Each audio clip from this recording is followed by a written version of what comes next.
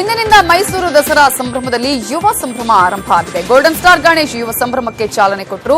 ಮಾನಸ ಗಂಗೋತ್ರಿಯ ಬಯಲು ರಂಗ ಮಂದಿರದಲ್ಲಿ ಕಾರ್ಯಕ್ರಮ ನಡೀತಾ ಇದ್ದು, ಜಿಲ್ಲಾ ಉಸ್ತುವಾರಿ ಸಚಿವ ಸೋಮಣ್ಣ, ಶಾಸಕ ಎಲ್ ನಾಗೇಂದ್ರ, ಜಿಲ್ಲಾ ಎಸ್ಪಿ ಡಿಸಿ ಸೇರಿದಂತೆ ಗಣ್ಯರು ಭಾಗಿಯಾಗಿದ್ದರು. 250 ಕಾಲೇಜಿನ ವಿದ್ಯಾರ್ಥಿಗಳು ಈ ಸಂಭ್ರಮದಲ್ಲಿ ಭಾಗಿಯಾಗಲಿದ್ದಾರೆ. 26ನೇ ತಾರೀಖಿನವರೆಗೆ ಕಾರ್ಯಕ್ರಮ ನಡೆಯಲಿದೆ.